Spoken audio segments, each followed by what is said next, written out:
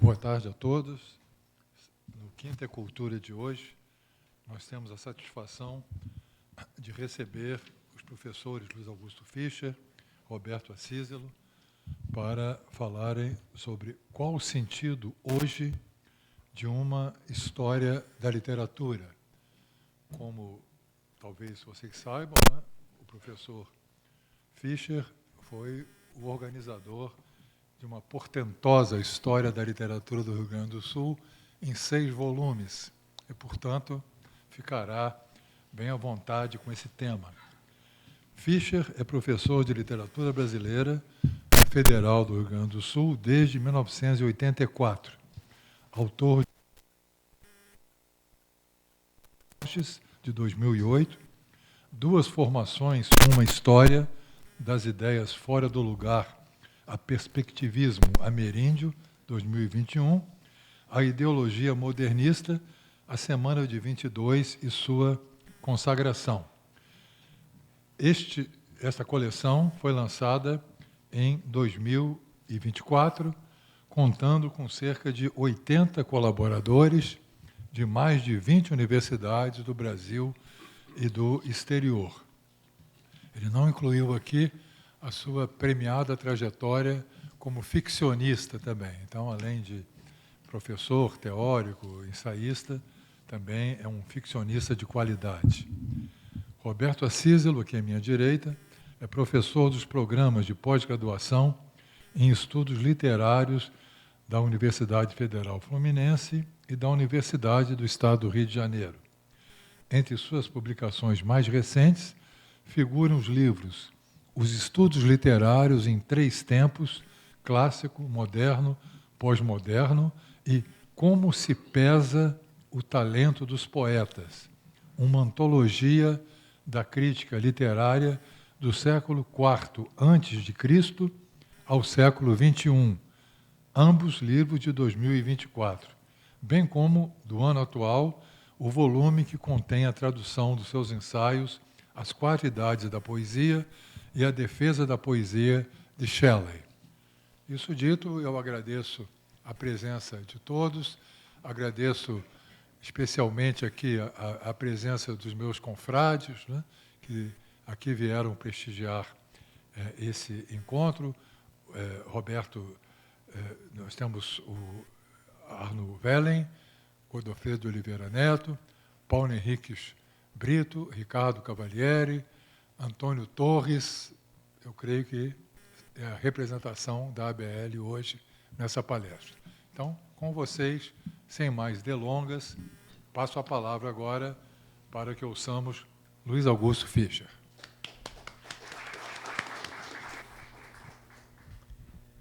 Bom, boa tarde. A minha voz quase foi embora, de terça-feira para cá. Eu acho que é a emoção do provinciano visitando a corte, né? Mas eu acho que ainda dá para uns 20 minutos de conversa aqui. Eu quero agradecer muito o convite do Sequim, e que a gente conseguiu ainda combinar essa conversa aqui da quinta-feira com a da terça-feira, num outro ciclo aqui da academia, né? E quero agradecer também muito ao Acíselo, que é um professor exemplar, um pesquisador exemplar igualmente, um sujeito que entende muito mais de história da literatura do que eu, né? Eu, mais ou menos, sou daquele tipo, assim, que como eu não entendo muito, eu resolvi fazer uma, mais ou menos isso, né? Quando o cara pensa demais, não, brincadeira, eu também penso bastante sobre o assunto. Bom, eu vou dividir aqui em 3 partes essa fala, rapidinho, um pouco para posicionar, enfim, a minha visão, enfim, e a história dessa história da literatura aqui, e depois a gente vai conversar com a Cisa. Bom, uma maneira de pensar sobre a história da literatura, sobre o gênero literário, o subgênero literário de história da literatura, é a gente olhar para ela perguntando, por exemplo, por que ela não é uma história como qualquer outra, né? Quer dizer, é possível o sujeito escrever uma história, sei lá, história da indústria, história dos comportamentos, várias histórias, várias modalidades, vários temas históricos podem ser objeto do trabalho de historiadores, mas, regra geral, especialmente depois da criação das universidades aqui no Brasil, ainda em particular, história da literatura parece uma coisa restrita ao mundo dos professores de literatura, pesquisadores e tudo, né?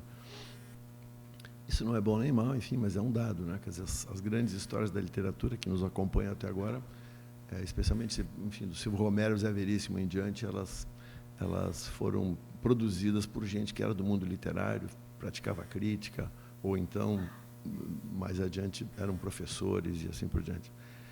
E, bom, isso tem vários motivos, né? Um dos motivos, eu acho, que é o terceiro modo de conceber uma história da literatura, é que uma história da literatura, em geral, é também um cânone, no sentido de que estabelece um repertório de autores e obras, né, vistos como relevantes, e esse cânone tem uma repercussão imediata no ensino.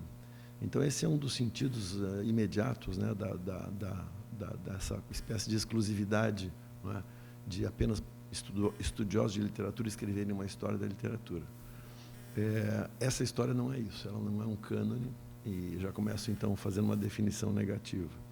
O segundo sentido, que é o primeiro cronologicamente, é que a história da literatura nasce, assim, no seu sentido mais ou menos atual, no final do século XVIII, quando as nacionalidades estavam se reposicionando nos países mais de vida letrada mais antiga, e momento que coincide com as independências aqui na América, não é? Então, pensar a história da literatura naquele momento, quer dizer, 250, 60 anos atrás, era pensar sobre a nacionalidade, era definir a nacionalidade, não é? E assim é uma sequência de letrados que se empenharam na produção de antologias, de livros introdutórios, etc., né, ao longo do Império, com vistas a educar as novas gerações, né? Então, há uma outra vinculação também importante, que esse nosso caso aqui talvez não cumpra, que é a vinculação entre a prática de história da literatura, a historiografia de literatura, e um sentido de construção nacional, de construção de identidade. E há um terceiro sentido, que é o que mais me interessa aqui, que é uma história da literatura feita como qualquer outra história, isto é, com os melhores métodos possíveis, com a melhor pesquisa possível, narrar uma história que dê conta desse objeto chamado literatura no Brasil, né? Essa história também é muito longa. Eu tenho aqui dois queridos colegas da UFRJ, também o Luiz Alberto, em particular, né, que é professor também de literatura brasileira. A gente, há muitos anos, a gente se debruça sobre esse assunto, né? Acho que especialmente a partir da geração do Antônio Cândido, do Afrânio Coutinho, aqui no Rio de Janeiro, que é a geração do meu professor de História da Literatura, que foi o Guilhermino César, lá em Porto Alegre, né? Era uma geração que ainda é anterior às especializações, né, que se tornaram frequentes depois dos anos 70. Todos eles tinham um envolvimento de pesquisa acadêmica, né? E, de alguma forma, eles moldam o nosso modo de compreender a literatura com as suas diferenças, né? Para ficar em dois casos, o Guilhermino nunca produziu uma história da literatura brasileira. O Afrânio Coutinho fez um projeto que também era coletivo, né, a literatura no Brasil, convocando vários especialistas para escreverem, e ele ainda marcou no nome daquela coletânea o seu desejo de confrontar uma perspectiva nacionalista, né? Ele dizia literatura no Brasil e não literatura brasileira, querendo desnaturalizar a relação entre a literatura produzida e o país em que essa literatura era produzida, né? É como se, para o Afrânio Coutinho, e um pouco para nós também nesse caso, o território é muito mais uma circunstância do que uma essencialidade, né? Um pouco eu vou falar disso depois, em 2 minutos. Já o Cândido não é um Cândido, como todo mundo sabe, escreveu um livro sensacional chamado Formação da Literatura Brasileira, que vinha, né, mais ou menos da segunda metade do século XVIII até 1870, quando ele, então, dá por encerrado o ciclo formativo, o que também é motivo de muitos debates, né? Mas é interessante de pensar que o Cândido está escrevendo isso nos anos 1950, então ele está olhando já para um objeto bastante distante de si, não é? Bom, eu estou lembrando isso porque essas variáveis estavam na nossa cabeça há muito tempo, e aqui, então, eu passo para a segunda parte, para contar um pouco como é que foi a concepção desse trabalho. Eu, a rigor, há muito tempo, eu cursei letras e cursei história. Acabei não me formando em história, porque aí a vida real já não me permitia mais tinha que dar aulas e tudo, né? Mas eu sempre acompanhei o debate historiográfico com uma certa atenção. E, bom, a historiografia brasileira, como de outros lugares também, teve revoluções sensacionais nesse período, né, dos anos 1970 para cá. E é curioso que a história da literatura brasileira, no seu sentido de uma produção acadêmica refinada, ela se encerra até agora, mais ou menos, na obra do Alfredo Bozzi, a História Concisa da Literatura Brasileira, que é lá de 1970 ou 71, algo assim, né? Depois disso, as histórias que existem são ou histórias parciais, é isso, a história de um gênero literário, ou a história de uma época, né? De um estilo de época, ou como se queira chamar, e não mais uma história levando o país em conjunto, né? Tendo a perspectiva do país. Por que isso? Bom, os motivos são variados, né? Entre parênteses, claro que há outras histórias de então até agora, mas são histórias, em geral, concebidas para uso escolar, né? São histórias didáticas. Por que será que não é possível escrever uma história? Então, essa questão esteve na minha cabeça por muito tempo. E, bom, agora focando mais diretamente nesse caso, no caso da história da literatura no Rio Grande do Sul, essa ideia nasceu a primeira vez em 1999, né? Quando eu propus. Eu já tinha um certo tempo de trabalho na universidade, era bem mais jovem do que agora, mas já trabalhava. E eu, naquele momento, propus para alguns colegas que a gente fizesse em conjunto uma história da literatura no Rio Grande do Sul, porque até ali já havia um acúmulo apreciável de estudos feitos em regime de pós-graduação, com pesquisa séria e tal, né? Então, a minha ideia naquele momento, já foi dar um depoimento de geração, quer dizer, o que a nossa geração pensa sobre a história da literatura no Rio Grande do Sul. Isso corresponde também a uma singularidade do Rio Grande do Sul, que eu menciono aqui muito brevemente. O Rio Grande do Sul não tem nada de melhor ou pior que em qualquer outro lugar do mundo, mas tem a sua história, né? Isso foi por muito tempo, sei lá, quase talvez 2 séculos, a única fronteira viva entre o Império Português e o Império Espanhol, depois entre o Brasil e países do Prata. É uma região fria, mais fria do que a média brasileira, não é isso? Tem singularidades de formação social e tudo isso. Mas, mais importante do que isso, o Rio Grande do Sul foi, ao longo do tempo, criando discursos, narrativas, poesia, enfim, várias modalidades de texto, textos que eram lidos por conterrâneos que se reconheciam nessa literatura, né? Então, para usar o termo do Cândido, a gente tem no Rio Grande do Sul essa espécie de sistema literário, para o bem e para o mal, constituído, pelo menos desde 1860 e alguma coisa, né? Então, houve lá uma sociedade chamada Sociedade Partenon Literário, criada em 1868, que era uma espécie de academia de letras, mas com outras finalidades, em que os caras publicavam uma revista e todo mundo que queria escrever, escrevia para essa revista, era lido, debatido e tal. Então, essa espécie de condenação dos escritores gaúchos a pensarem sobre o que é ser gaúcho não é uma invenção recente, é uma invenção bastante antiga, né? Então, falar sobre a literatura do Rio Grande do Sul como tendo uma certa unidade não é uma criação intelectual do historiador aqui no presente, né? É uma constatação de uma dinâmica que existe. E é isso, no Rio Grande do Sul, pelo menos até essa geração, o sujeito se coloca como escritor, participando de circuitos de leitura local, não é isso? Em escolas, em feiras de livro, etc. O que não quer dizer que todos os escritores falem sobre ser gaúcho, mas quando não falam, eles sabem que estão demarcando contra essa necessidade. É um pouco uma obsessão provinciana, né? O Rio Grande do Sul sempre teve essa condição assim, de se pensar como diferente. Chegou a ser uma república independente, né, por 9 anos, lá desde 1836.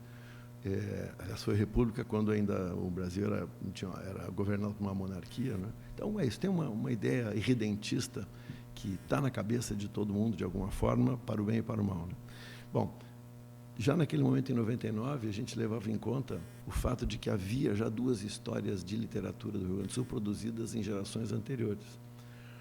Em 1924, um camarada muito inteligente, muito sutil, chamado João Pinto da Silva, que depois de 32 virou diplomata e nunca mais produziu nada, mas ele tem livros muito interessantes. Ele publicou um livro chamado História Literária do Rio Grande do Sul, isso em 23. Ou seja, não havia toda aquela geração do Érico Veríssimo, Mário Quintana e tal, a geração da editora Globo, lá de Porto Alegre, e ele enxergou uma história, né? E é notável, assim, porque ele realmente conseguiu enxergar linhas de força, tendências e tudo, né? Em 1956, o Guilhermino César, que dava aulas lá desde a criação do curso de letras, em 43, publica uma história da literatura do Rio Grande do Sul, que vinha da Pedra Lascada até 1902. Né? Ele encerrava em 1902, portanto, também bem distante do seu momento. Um pouco ele se prometia fazer um segundo volume, que, afinal, nunca fez, né? Então, quando a gente começou a pensar nisso, como eu disse lá em 99, a ideia era essa, dar um depoimento de geração coletivo. Por milhares de motivos, que não vem ao caso aqui, essa história foi sendo protelada, um pouco deu certo, um pouco não deu. E, de fato, a partir de... Depois, nos anos 2007, por aí, eu participei como num conselho editorial de uma história geral do Rio Grande do Sul, produzida especialmente por um historiador chamado Tal Golim. É um trabalho genial, em 6 volumes, por acaso, aliás, 6 volumes também. E eu, estando nesse conselho, eu disse, pô, a gente tinha que fazer um negócio desse para a literatura. Então, eu voltei àquela minha ideia, e a partir de 2012, por aí, eu retomei esse trabalho, repropus um cenário, um sumário, enfim, e aí a gente foi fazendo contato com pessoas que tivessem estudado os assuntos, né? Muitas vezes esse sumário foi sendo alterado em função de estudos interessantes que apareciam, como também em função de diferenças, novidades de percepção sobre, por exemplo, o que é literatura. Então, para nós, por exemplo, para mim, pessoalmente, canção é parte evidente da literatura, né? do grande domínio da literatura. Canção não é apenas literatura, mas ela certamente é também literatura. Essas modalidades que a minha geração viu validadas, como, por exemplo, a crônica, a literatura para crianças, literatura para jovens, e assim também outras coisas menos óbvias para a incorporação, como, por exemplo, a tradução. Então, tudo isso são temas, são capítulos que estão colocados aqui. Tem um capítulo sobre uma breve história da tradução no Rio Grande do Sul, as gerações, as grandes figuras, né? Mas também a gente começou a pensar nesses textos, esses gêneros literários ou gêneros discursivos próximos, né? Por exemplo, um capítulo sobre os memorialistas que produziram no Rio Grande do Sul. Então, é isso. A divisão desse livro foi... Os 5 primeiros volumes são cronológicos. Eu passei com o Castorino, passei ali a lombada dos livros, né? E o Assis teve a gentileza de trazer o volume inteiro aqui. Praticou um pouco de alterofilismo no caminho, né? Então, os 5 primeiros volumes são uma divisão cronológica. O primeiro chama Constelação Romântica, então é em torno da ideia de definição de identidade nacional, etc., mas vem até os anos 1910. O segundo volume chama O Rumo Moderno. Eu, como eu embirro com a exclusividade do termo modernismo para definir a vanguarda paulista, então o moderno aqui começa também na década de 1910 e avança até os anos 20, começo dos 30. Depois o terceiro volume se chama Era Érico, aí, aproveitando o trocadilho, porque o Érico Veríssimo é a grande figura dessa geração, né, de 30 até os anos 70, algo assim. O quarto volume se chama A Ditadura, daquele período, então, dos anos 60 até 80 e tal, e o quinto volume se chama Atualidade. Bom, e o sexto, então, termino aqui a minha fala, a gente chamou de Longas Durações, um pouco pedindo licença para o espírito do Brodel, né, porque a ideia foi abordar temas que atravessam os tempos, né? De alguma maneira, eles são temas permanentes, assim como são histórias que também transcorrem em várias gerações e não costumavam fazer parte de história da literatura assim, corrente, né? Por exemplo, tem um capítulo sobre as feiras do livro no Rio Grande do Sul, tem um capítulo sobre associações de escritores, academias, associações de escritores ao longo do tempo, né? E assim por diante. Então, esse é um trabalho, como foi lembrado aqui pelo Sequim, tem 81 pessoas, se eu não me engano, de muitos lugares. Assim, algumas pessoas não são do Rio Grande do Sul, acho que em torno de uns 15% não são do Rio Grande do Sul, são pessoas que estudam literatura do Rio Grande do Sul. E, bom, finalmente é isso, esse trabalho que dependeu de alguns apoios importantes. Eu passei um semestre em Princeton e lá eu pude, com o dinheiro que lá me deram para fazer pesquisa, eu pude custear um pedaço da editoração desses volumes. Depois a CAPES, através do meu curso de pós-graduação de letras na URGS, também ajudou. E, finalmente, nós encontramos a editora Coragem, que foi mencionada aqui. E é isso, realmente é uma coragem fazer isso. Mas, como eu disse, isso não é um livro didático, é um livro que é para ser uma descrição historiadora desse fenômeno chamado literatura no Rio Grande do Sul, não é? Sem perspectiva nacionalista, sem perspectiva de uso imediato, sem ser uma recomendação de leitura, né? E, portanto, aqui tem de tudo. Eu acho que é isso, mais ou menos, uma notícia inicial.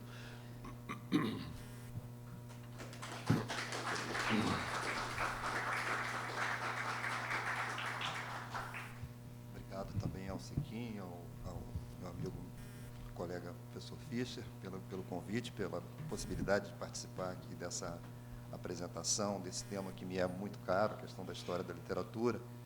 E nós não ensaiamos, mas eu fiz também em 3 partes, aqui a minha participação. Bem, na primeira parte, eu quero enfrentar diretamente o nosso mote aqui, que eu não sei se foi Sequinho ou se foi Fischer que deu, né? Foi Fischer. Qual o sentido hoje de uma história da literatura? Claro que nessa frase, ou nesse mote, está meio pressuposto que esse sentido está em xeque, né? Bom, eu começo lendo aqui um trechinho de um verdadeiro necrológio da história da literatura, de um professor alemão, Jauss, professor Hans Robert Jauss, que num livro, uma conferência de 1968, na sua universidade, ele escreveu o seguinte: a história da literatura vem, em nossa época, isso é final dos anos 60, se fazendo cada vez mais mal afamada, e, aliás, não de forma imerecida. Em sua forma tradicional, se preservou apenas na qualidade de uma exigência caduca do regulamento dos exames oficiais. Então, né, segundo Jauss, a história da literatura é assim, uma coisa obsoleta completamente, não faz o menor sentido, exceto para fins institucionais, em escolas, exames, etc. Bom, eu vou narrar aqui eu diria que é uma anedota que me foi passada pelo professor João Adolfo Hansen, um acontecimento de sala de aula, ele dando as aulas dele, como nós sabemos, ele é um ultra especialista no século XVII, né, naquilo que a gente chama barroco, ele faz sempre questão de dizer, assim se chama, mas não é um bom nome. Mas, enfim, eu imagino que em cada minuto da aula dele, ele fala em século XVII, ou falava, né, no momento que estava dando aula. Então, aconteceu uma vez de uma aluna fazer a seguinte pergunta para ele: professor, quando foi o século XVII? Bom, eu acho que isso significa uma coisa bastante séria, né? E, nesse sentido, eu acho que o Jauss, pelo menos, devia fazer uma certa modulação do que ele afirmou sobre a inutilidade absoluta da história da literatura.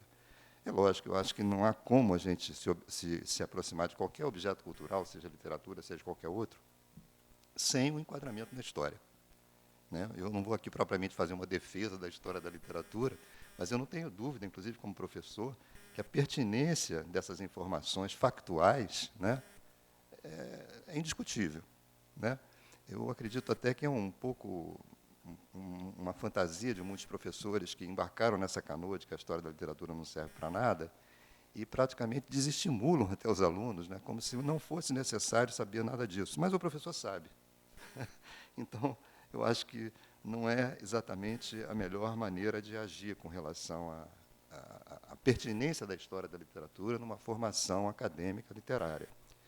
Bem, um outro argumento que eu traria aqui também é o seguinte: eu acredito que existem 4 modos, né, de exposição acerca do objeto literário, acerca da literatura. O objeto literatura pode ser representado, né, em 4 modalidades de discurso, diria eu. Então, cada uma dessas modalidades, ela é assim o fundamento de uma das disciplinas literárias, né, que nós conhecemos.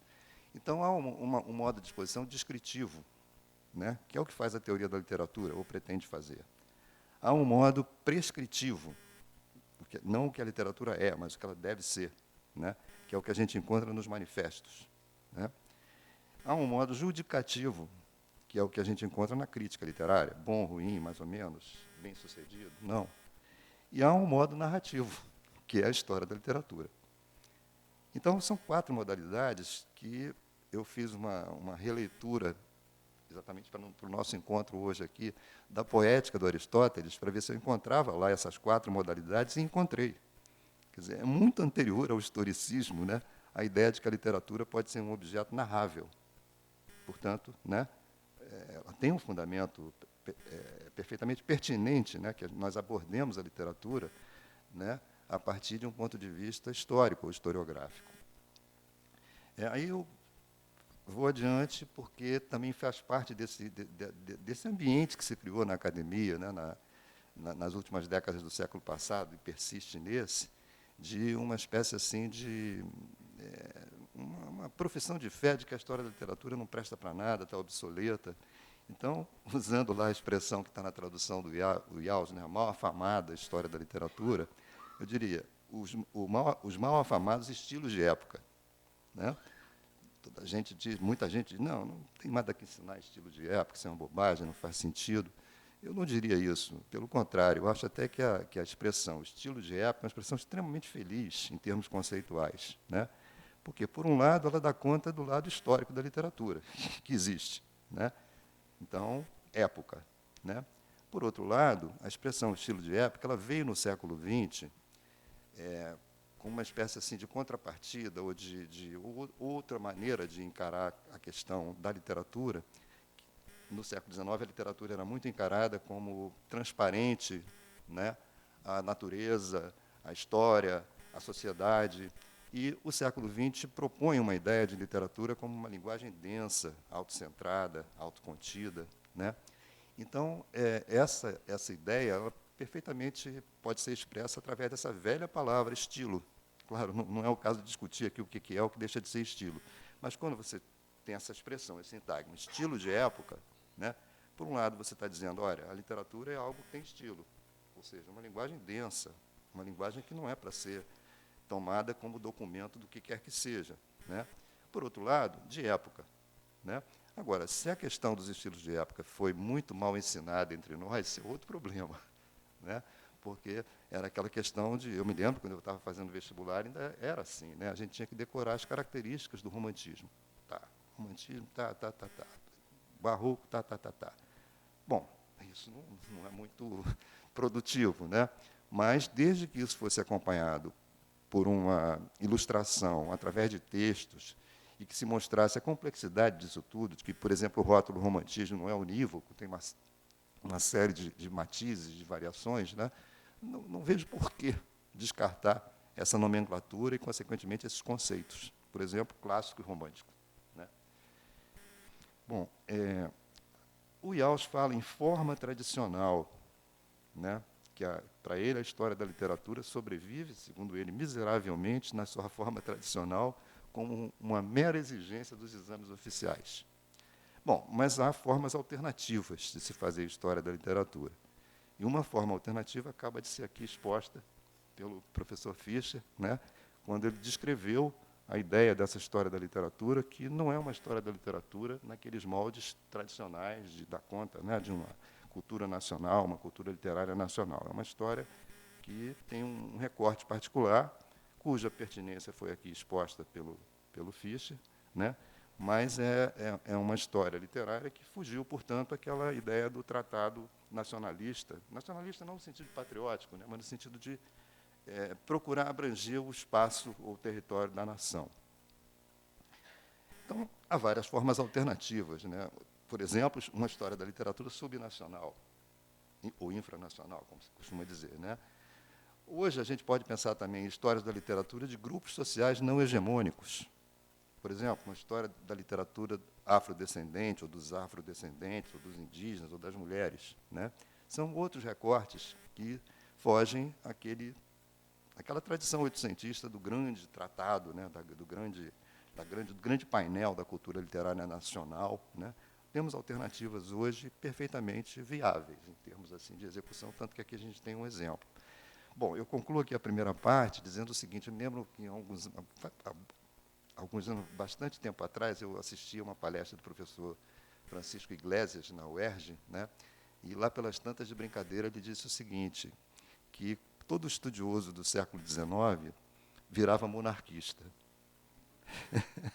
Bom, eu procurei estudar bastante a história da literatura, mas eu não estou fazendo propriamente aqui a defesa dela, né? Eu não estou querendo restaurar aqui né, essa ideia tradicional de história da literatura, embora acho que é perfeitamente pertinente, necessário e até incontornável, diria eu. Bom, agora, particularmente falando da história da literatura no Rio Grande do Sul, que é esse trabalho, né, de fôlego e tão cuidadoso que nos foi apresentado aqui pelo professor Fischer, e eu fiz aqui um levantamento de alguns atributos, né, de algumas qualidades que eu vejo nesse trabalho.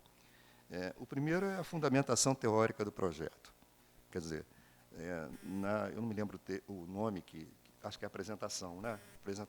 Na apresentação, que é assinada pelo organizador, nós temos ali toda uma exposição dos critérios, dos princípios observados, do método de fazer o trabalho, enfim, todo um aparato, né, de conceitos para que os consulentes ou leitores concordem ou discordem, mas, enfim, possam se situar, né, dentro da ideia do projeto. Eu estou me lembrando aqui que algumas histórias da literatura, naquele recorte tradicional, entram direto no assunto, como se fosse uma coisa absolutamente natural que a história da literatura do país X começasse por tal obra e fosse, né, progredindo, né, no tempo, né, sem qualquer tipo de preâmbulo, sem qualquer tipo de esclarecimento sobre fundamentos, sobre critérios, nada disso. O professor Antônio Cândido usa um critério fantástico no seu formação da literatura brasileira, que nós vamos lembrar. Ele diz assim, olha, quem está interessado em problemas de crítica, de teoria, leia aqui acho que a apresentação, né, a introdução. Quem não tiver, pode ir direto para o primeiro capítulo. Ou seja, né, não é assim tão necessário, tão incontornável, né? Mas eu acho que, para nós da academia, é uma passagem, né, uma etapa do trabalho que é incontornável, né? E, no caso, nós temos aqui um denso ensaio, eu diria, né, introduzindo a história da literatura no Rio Grande do Sul. Outra coisa que eu destacaria como um atributo positivo é a riqueza da documentação reunida, que é um subsídio potencial para desdobramentos em estudos monográficos sobre autores, obras e questões diversas. Porque cada um dessas partes, né, de que se compõe esse conjunto, né, foca em determinada questão, ou determinado autor, ou determinado conjunto de obras, com as referências, né, e permitem que, a partir dali, outros estudiosos, outros interessados, sigam adiante, aprofundem, né, porque é papel da história da literatura, como eu a entendo, propor um horizonte, né? Portanto, ela tem uma vocação de horizontalidade mesmo, né? Mas cada ponto desse horizonte, que é exposto, né, num livro, né, destinado à história da literatura, cada ponto pode ser perfeitamente objeto de uma verticalização, né? Mas, evidentemente, a gente só pode verticalizar o que se apresentou no horizonte, né? E esse é um dos papéis da história da literatura, no meu entendimento. Outra coisa que eu destaco também é o rigor técnico da edição, né, observável na padronização das referências e das citações. Tudo dentro dos padrões, né, da alta especialização universitária que nós temos hoje, né. E, por fim, outra coisa que eu não posso deixar de destacar é a elegância do projeto gráfico, que está aqui, né, do ponto de vista assim, do objeto. Se trata de um volume, ou de uma série de volumes, muito bem apresentado do ponto de vista gráfico, visual, etc. Bom, então, segunda parte feita. A terceira, agora sim, eu vou devolver a bola para você, para a gente conversar um pouquinho. Bom, a primeira questão que eu levantaria, Fischer, é o seguinte. É uma história da literatura subnacional ou infranacional, né? Você trata, por exemplo, ou melhor, o Érico Veríssimo, inclusive, deu nome aí a um dos volumes, né, uma passagem. Desculpa, tá. O Érico Veríssimo, evidentemente, é um nome nacional, né? Mas é um nome também da história literária regional ou subnacional. Mas eu me lembrei, por exemplo, de um autor gaúcho, que eu acho que muito pouca gente fora do Rio Grande do Sul terá lido, que, no entanto, eu gostei muito quando li o romance dele. É uma pessoa chamada Aureliano de Figueiredo Pinto, né? Memórias do Coronel Falcão, que é um romance que ele escreveu em 1937, por razões um pouco difíceis de explicar, ele ficou inédito por muito tempo, E a edição que eu tenho é de 1974, ele se apresenta como segunda. Eu não consegui descobrir quando foi a primeira. Mas, de qualquer modo, houve um lapso muito grande entre a produção do texto e, enfim, a sua publicação. Mas, salvo engano, não teve nenhum tipo de circulação nacional, né? Então, a questão que eu me coloco é o seguinte: qual é o critério? Isso eu acho um tópico assim, de teoria, de conceito interessante. Qual é o critério para a gente dizer que um autor é brasileiro, né? E qual é o critério para a gente dizer que um autor é, no caso aqui, gaúcho? Né? Quer dizer, lógico, o Aureliano é brasileiro, ele nasceu no Rio Grande do Sul. O Rio Grande do Sul, quando ele nasceu, não era uma república, né? Fazia parte do Brasil. Portanto, claro, ele é brasileiro, mas a questão aqui é da, vamos chamar assim, da cidadania literária, né? Quer dizer, qual é o critério para eu dizer, por exemplo, vamos pegar um outro autor, para pegar o Graciliano Ramos. Graciliano Ramos é um escritor brasileiro, alagoano, nordestino. Né? O que é que faz aí que a gente inscreva na literatura brasileira tal autor e tal outro não se encontre inscrito por uma razão que, em cada caso, eu acho que é necessário investigar. Bom, então, essa é uma questão que eu jogo para você. Não, posso ir para a segunda? Aí já passo para ele, né? A segunda é muito simples também, mas você já falou disso, mas eu gostaria que você voltasse ao assunto, porque é uma questão conceitual que está no título, né? E você já deu aqui as devidas satisfações pela escolha que fez, né? História da literatura no Rio Grande do Sul. Quando seria, talvez, mais esperável, né, do Rio Grande do Sul? Né? E você cita na sua apresentação o precedente, né, que está lá na História da Literatura organizada pelo professor Afrânio Coutinho, né, que ele preferiu dizer História da Literatura no Brasil, aliás, não é História, é Literatura no Brasil, né, e justificou. Né? Olha, eu, embora entenda a justificativa, né, eu acho um pouco assim, essa troca da preposição, ela não diz propriamente tudo, para mim, pelo menos. Né? Eu acho que é uma sutileza. E, no caso do Afrânio Coutinho, se a gente fosse discutir isso, né, é até um pouco contraditório, né, porque parece que ele, na história da literatura, na literatura no Brasil, com essa manobra aí morfológica, né, o em no lugar do do, ele está relativizando uma posição nacionalista, de que, no entanto, ele foi um campeão. Né? Ele tinha muito essa ideia, né, de literatura brasileira, né, por oposição, inclusive, a de Portugal. Né? Então, era isso que eu queria, né, devolvendo a pelota para você. Muito obrigado.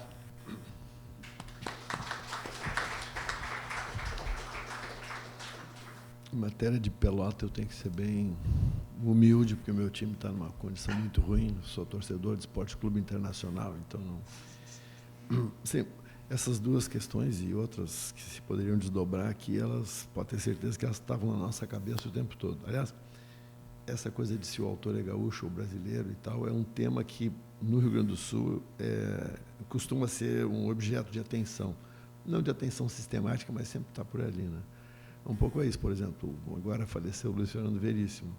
Me lembro de ele contar, assim, nos anos 70 e tal, quando ele começou a acontecer, depois nos 80 mais ainda, perguntavam por que não veio morar no Rio? Não? Porque um pouco tem essa ideia, assim, de que para acontecer teria que estar no Rio. Na geração dele isso ainda era, ainda fazia sentido. Hoje talvez se dissesse por que não vai para São Paulo. Né? Bom, então, esse assunto está sempre na nossa cabeça e eu podia te contar uma série de casos aqui, uma série de casos. Mas o ponto a partir do qual a gente fez a definição estratégica desse trabalho foi, dá para dizer assim, foi candidiano. Quer dizer, o nosso ponto de vista foi quais são os eventos literários, os textos, as instituições, etc., que, de alguma forma, fazem circuito no Rio Grande do Sul, né? Tem eco no Rio Grande do Sul. Né? Então, é o caso do Aureliano Figueiredo Pinto, por exemplo, que é um sujeito, aliás, muito interessante. Esse livro não apenas ele foi publicado apenas em 74, não era a segunda, era a primeira mesmo, era um engano da edição. Como esse manuscrito foi salvo do incêndio. Né? Consta que a viúva do Aureliano tinha jogado fora e tal, e alguém recuperou. Ele já tinha falecido nessa época. Mas o ponto que eu quero enfatizar é esse, assim, essa questão o tempo todo está na nossa cabeça. Agora, eu levo muito em conta, então, como eu disse, o Antônio Cândido e um crítico uruguaio muito fino, muito interessante, chamado Ángel Rama, também já falecido, né? Era uma geração, não era bem a do Cândido, é um pouco mais jovem que ele, morreu muito jovem, que em certo ensaio diz o seguinte: a literatura nas Américas seria mais bem descrita, não segundo as fronteiras nacionais, que muitas vezes são artificiais. Claro que ele pensava muito no caso dos países hispânicos, né? Seria mais bem descrita não segundo as fronteiras nacionais, que tem um tanto de artificialidade, senão que por o que ele chamou de comarcas. O que seriam as comarcas? Seriam contextos históricos, geográficos, sociológicos, mais ou menos homogêneos, ou pelo menos estavelmente reconhecidos, né? Então, ele falava, por exemplo, a comarca do Pampa, que envolveria, então, boa parte da Argentina, o Uruguai e o sul do Brasil, ou Rio Grande do Sul, basicamente. Ele falava na comarca andina, né, para falar, sei lá, Chile, Equador, Peru, Bolívia e tal. Uma comarca, ele sugeria a comarca do Nordeste brasileiro, como sendo uma unidade.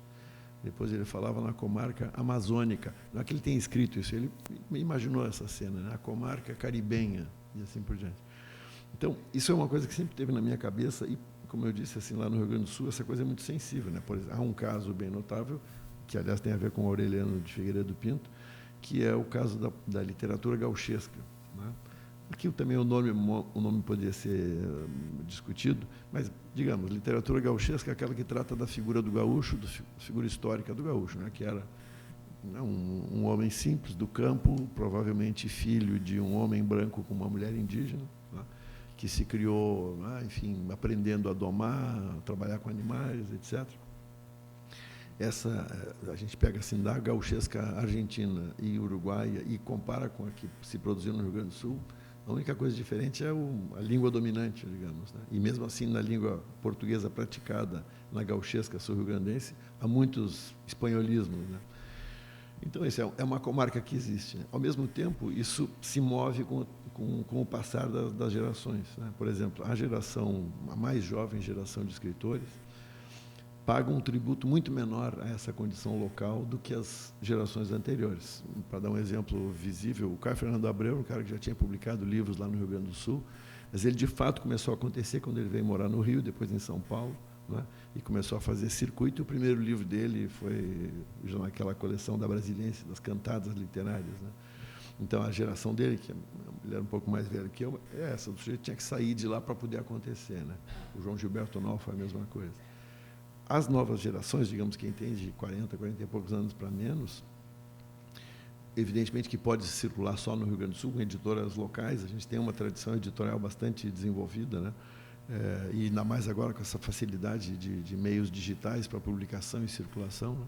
Mas essa nova geração, em grande medida, ela já começa publicando por editoras de fora do Rio Grande do Sul. Então, eventualmente, até a minha geração, por exemplo, ninguém escrevia com tranquilidade uma frase como "tu vai", que é a nossa forma comum de falar, "tu vai", ninguém diz "tu vais", a não ser diante dos juízes, uma coisa assim, né? Ninguém, só controlando muito o discurso. Essa geração escreve "tu vai" sem nenhuma dificuldade. Então, estou dando um exemplo assim mínimo, mas é um pouco isso, esse sentimento, essa percepção de ser brasileiro, apesar de ser gaúcho, ou de ser brasileiro sendo gaúcho. Esse dilema está o tempo todo na nossa cabeça. Eu posso te contar também vários casos, me lembrei de um aqui, que é o caso do Corpo Santo. O Corpo Santo, acho que alguns conhecem, enfim, era um sujeito peculiar, amalucado mesmo, né? Que, aliás, esteve internado aqui alguns meses no Hospício Pedro II, né? na Praia Vermelha. O Corpo Santo é um sujeito que escreveu um monte de coisas e teve problemas, enfim, com a justiça e tal. Lá pelas tantas ele conseguiu se recompor como cidadão, comprou uma gráfica e publicou as suas próprias obras, num conjunto que ele chamou modestamente de enciclopédia, né? Chamava Enciclopédia ou 6 Meses de uma Enfermidade, que ele juntou tudo que tinha escrito na vida. Bom, o Corpo Santo era tido apenas como um maluco da cidade. Eu não sei se eu já te contei isso aqui. Quando a poesia do Oswald de Andrade, poesia modernista, começou a aparecer, teve um crítico lá de Porto Alegre que disse assim, não, parei um pouquinho, se esse aí é o modernismo, já tinha um maluco aqui que fazia isso lá em 1870, que era o Corpo Santo. Poesia fragmentária, alusiva e tal. Né? Bom, o Corpo Santo permaneceu assim sem nada, até que, no começo dos anos 1960, com a criação, havia pouco tempo, do Departamento de Arte Dramática, Departamento de Teatro da URGS, alguns caras começaram a fazer força para encenar o Corpo Santo. Não sei se vocês já tiveram a oportunidade, ele é maluco, assim, mas muito interessante. São sempre peças curtas, de uma duração de 15 a 20 minutos. Né? Quando ele foi publicado, quando ele foi encenado, ele veio aqui ao Rio num festival de teatro estudantil do Pascoal Carlos Magno, e aí uma das encenações foi vista pelo Ian Michalski. O Ian Michalski escreve, acho que no Jornal do Brasil ele escrevia, né? No dia seguinte à peça, ele escreve assim, toda a história do teatro brasileiro tem que ser reescrita, porque surgiu um cara genial, precursor do teatro do absurdo, etc, etc.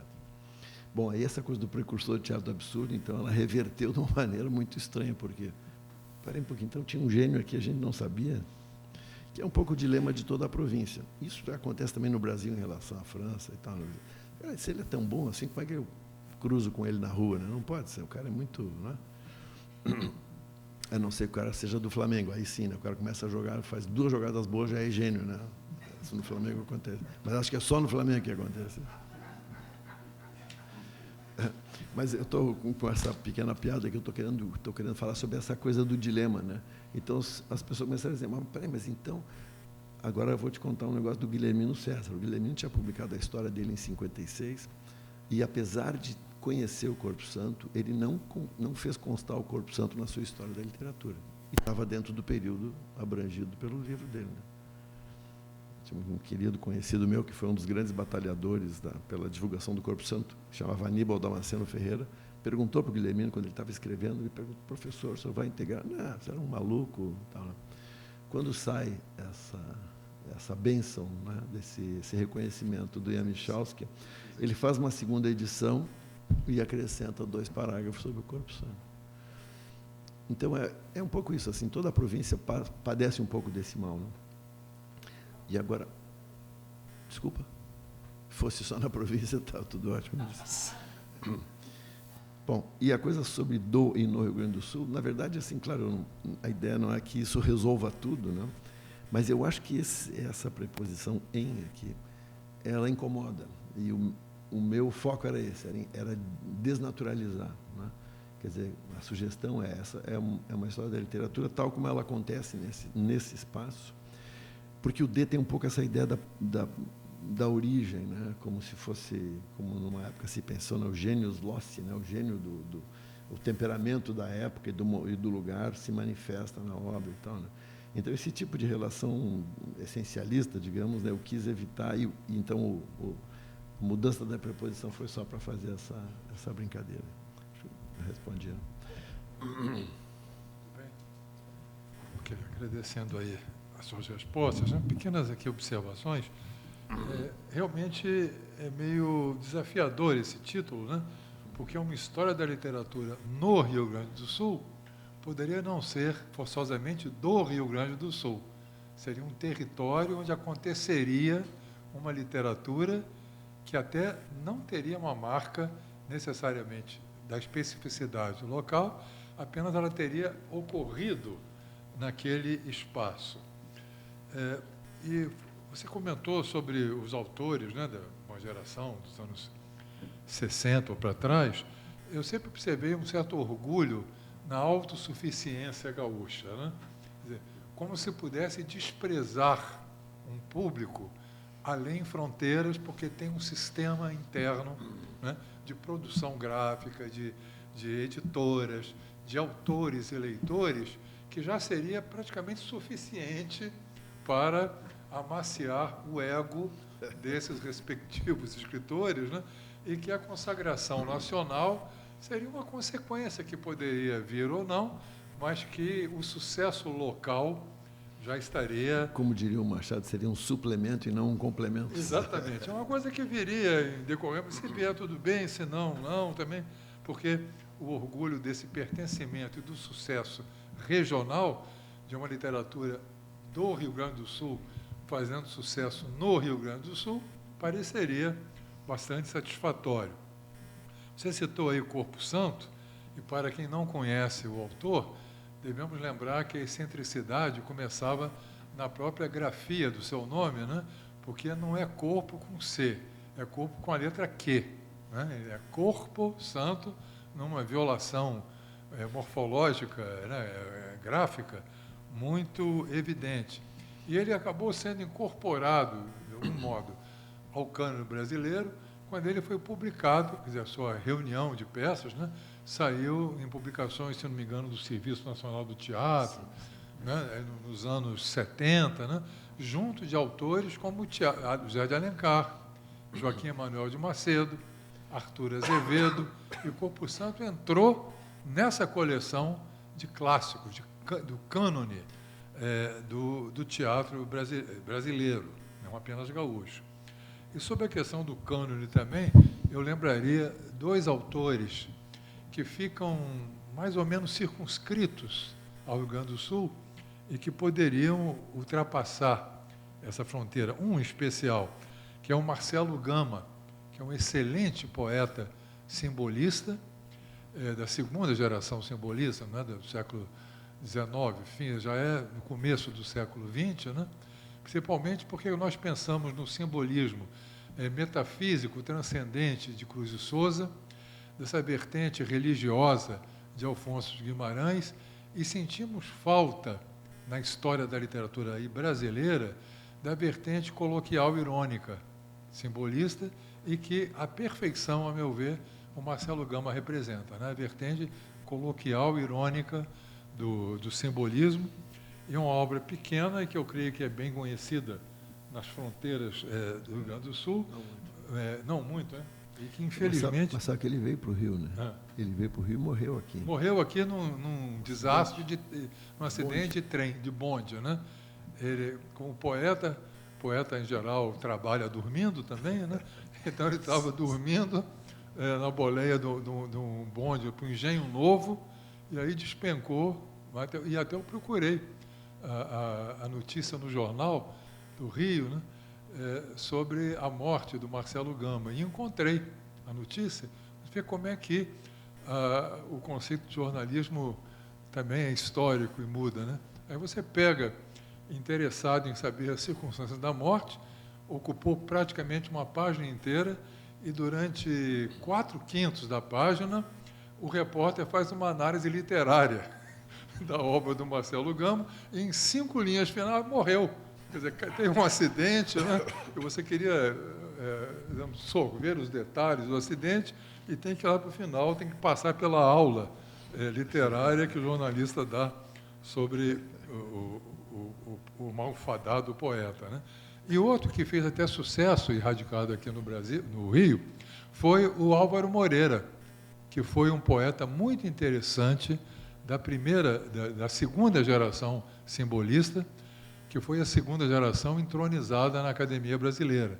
A primeira geração ortodoxa foi inteiramente estigmatizada, Cruz de Souza, nem poderia, porque morreu um ano antes da Academia ser fundada, né? Mas o Alfonso de Guimarães, ele teria cultivado uma mágoa por ter sido alijado do corpo de acadêmicos. E, em compensação, a segunda geração simbolista, Mário Pederneiras, Álvaro Moreira, Rodrigo Otávio Filho, esses autores tiveram guarida aqui. Mas o Álvaro Moreira se notabilizou muito mais pelo prosador, pelo memorialista de As Amargas Não, que é um livro de grande sucesso, ou relativamente grande sucesso, 4, 5 edições, como cronista, do que propriamente como um poeta muito interessante de plaquetes simbolistas que ficaram relegadas a edições clandestinas, as primeiras publicações do Álvaro Moreira, quando ele ainda se assinava Moreira com I, que seria uma heresia, né? Depois o Moreira dele teria que ser com Y, para mimetizar os abismos simbolistas, né? Na própria configuração da letra, né? Uma letra que vai até o fundo, né? E essa ânsia de abismos e de infinitos foi adotada pelo Álvaro Moreira, com Y, já nos livros posteriores. E, ainda sobre essa curiosidade da história da literatura do Guilhermino César ter parado assim, em 1902... Aliás, o último livro comentado por ele é o Via Sacra, do Marcelo Gama. Ah, é? Que é o primeiro livro do Marcelo Gama, se não me engano. Sim, exatamente. O Via Sacra é um belo livro. Mas e nós temos um caso similar em proporções da literatura brasileira.